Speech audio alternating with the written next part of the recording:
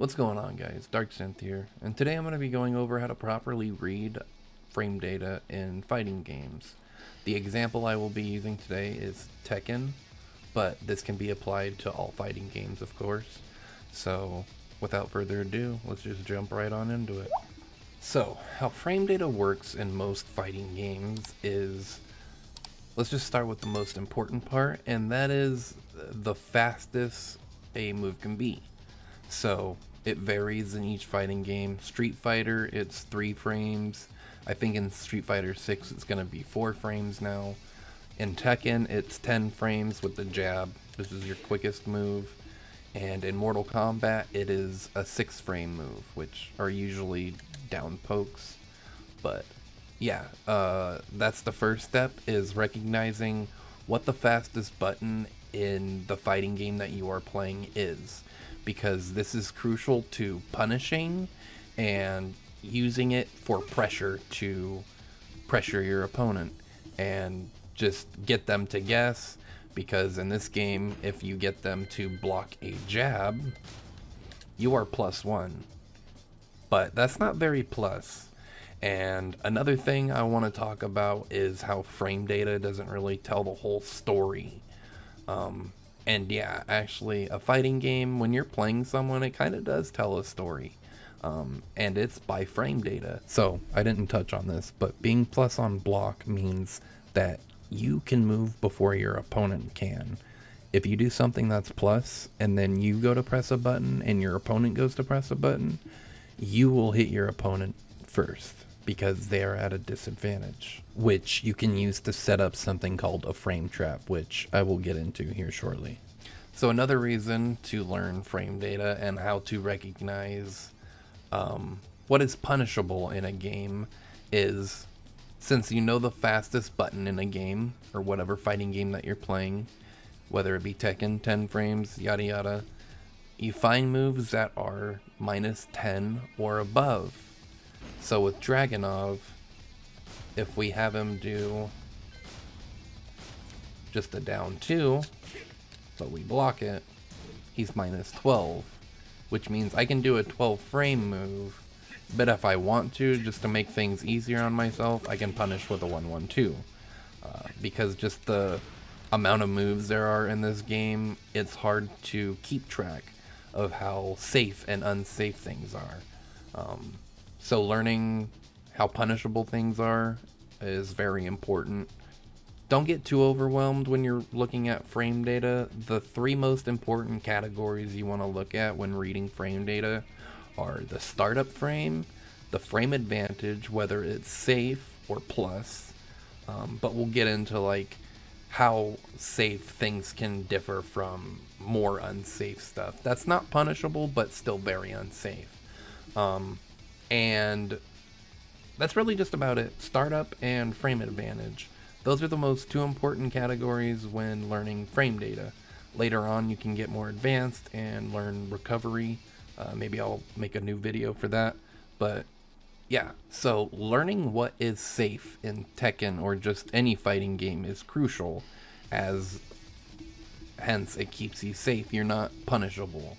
So things like his down forward 1-4 is a mid-high, so the second hit can be ducked.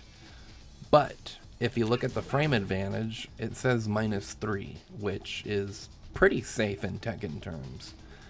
So since there's a 3D plane, and since, you know, it's Tekken, you can use minus frames to your advantage.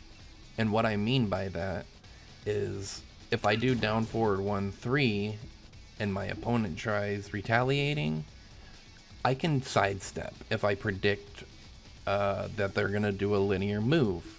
And here's an example. Okay, so here I have Kazuya set up to do down forward 1-4, and then I have him sidestep.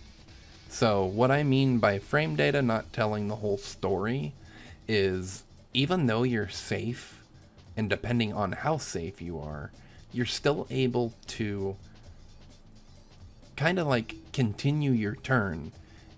Fighting games are really never about playing ping pong. I watched a good video and this guy explained playing ping pong in fighting games, and it's when you and your opponent just take turns going back and forth. He blocks your attack, and then you just block, and then he attacks, and then he blocks, and you attack, and it's just back and forth. Fighting games aren't about that. They are about outsmarting your opponent and having knowledge of frame data. That way you can manipulate it and do things like this. So, as you see, Kazuya stepped, and my forward 2 with Dragunov whiffed. Also, if I do forward 4 or something, mainly linear moves will usually whiff. So, if I do the full string of down forward 1, 4, the 4 will track, but the down forward 1 will whiff. So, it's important to lab your frames, whether you're safe, how safe you are, and just your options that you have available to you, even though it's the end of your turn, when it's really not. That's the misconception people get when playing fighting games, is, oh, it's just like a turn-based game. No, you're making it a turn-based game. It's better to pretty much just keep your turn, unless you're like -9, which is something like this. -7, still, that's pretty high, and usually around that in Tekken, you can't really like do anything to try and take your turn back. Maybe you can do like a quick low. Okay, maybe that's not a quick low. Like a down 4. Or just something that can maybe high crush, but even then, -7 is still pretty high up there in terms of frames. And then what I wanted to talk about is how, like, the more safe you are, but still at a disadvantage. So pretty much the more at a disadvantage you are, but you're still safe, is where mind games really come into play. And even at like -2 or 3, there's still mind games, because if your opponent predicts that like you're gonna jab after a -2 situation, they can just do like a crushing move, a move that does high crush. So a crushing move is something that completely dodges the high or low or whatever it is, and it crushes, aka beats the move. So the more at a disadvantage you are, the more there is for mind games, and it's pretty much the end of your turn. I'm trying to find a move that's... Okay, so here we go. Dragunov's forward 1+2 is 9, and it kind of leaves them spaced out. But here, like, Dragunov's forward 1+2 is -9. So if we're Kazuya, we could take advantage of how safe, quote-unquote unsafe he is, by using our frames. So what I mean by that is, if Dragunov is at -9, I can potentially use that window or my frames, so I can use pretty much the advantage that I have. So if he's -9, that means I'm +9. So I can use my +9 frames to maybe go up and wave dash in his face, or just dash up and then delay my move, instead of just immediately attacking. Timing in fighting games is everything. You don't always want to immediately attack, especially if they're at a -9 situation, because that's when they're the most vulnerable. They're not punishable, but they're very vulnerable. So you can use those frames to dash up and maybe create a mix-up, you know, dash up with Kazuya, do a forward 4, and then go for a hell sweep or something. But yeah, that's how, like, frame data really doesn't tell the whole story. If you just look at it on paper and you're like, oh, this moves like -2, okay. But if you take that in the game, like, what's the spacing like? Does it space you out? Does it leave you close?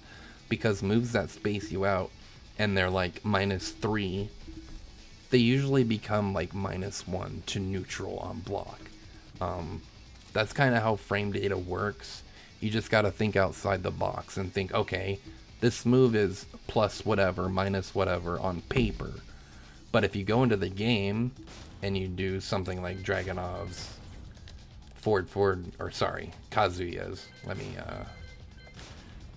set drag. So if I do forward, forward 3, it's -3, but look how far it leaves me away, and plus I'm spaced out. So I'm pretty much having the tip of Kazuya's foot hitting Dragunov. So Kazuya has quite a few options here. He can probably backdash if Drag blocks this. He can do like 2 backdashes, try to get Dragunov to whiff. He can sidestep, absolutely. The threshold around being able to sidestep in Tekken, frame data wise, is +1 to -4.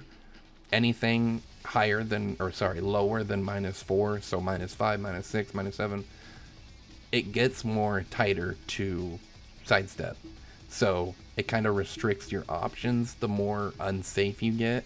So at that point, it's better to just block and accept that it's the end of your turn. Like a -9 situation, that's the end of your turn. You're just gonna have to block and read or kind of guess what your opponent's gonna do.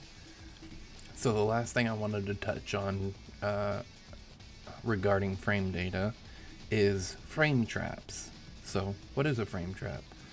A frame trap is when you put yourself at an advantage, mainly plus frames. So for example, Kazuya's forward 4 is +4, and then you use a move fast enough that will interrupt your opponent if they try and counterattack. So here's a perfect example with Kazuya's forward 4.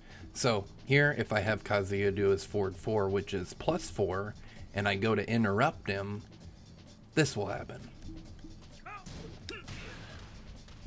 Yeah, I just got smacked. So what happened here? So Kazuya is again +4 on block. If I block this, as you can see, shows the bottom right on Kazuya's side, +4. So the move that he does after is his down forward 2, which is 14 frames. So the button I tried pressing was 4, because this move puts you in a crouching position. So if you try and retaliate, you're gonna get a while standing move. So Dragunov's while standing 4 is 11 frames, but Kazuya is +4. So if he uses down forward 2, it will beat Dragunov's while standing 4, since it's 11 frames and Kazuya's down forward 2 is 14 frames on startup. That makes Kazuya's down forward 2 pretty much 10 frames. And if you can do the math, 10 frames beats 11 frames. So that's the gist of frame traps. Just again, putting yourself at an advantage and then continuing your pressure or doing a move that will, you know, counter hit them like Kazuya's down forward 2. Hopefully causing a launch, and then you can go for a combo. But yeah, that's it for frame traps. But yeah, that's really like the gist of how to read frame data in fighting games, and specifically Tekken, since this is the example I used. But you can definitely take this information and use it in whatever fighting game that you play. So again, I hope this helps. If you like content like this, I'm going to be making more guides surrounding, you know, fighting games.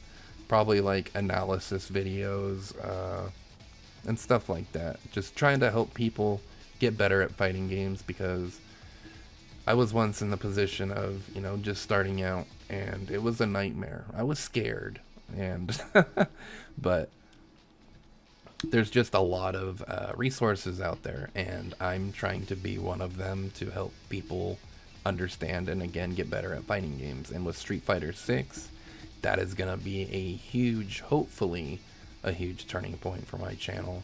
I'm gonna be going bonkers with content, you know, again, helping people with character guides, doing full character breakdowns on how to like play them, what they specialize at and whatnot. But yeah, enough rambling. That's the end of this video. Don't forget to like the video, as it helps with my channel. And if you do like my content, or just content like this in general, subscribe. It will be greatly appreciated, and I thank you very much if you do so. This is Darkson signing out. Have a good one.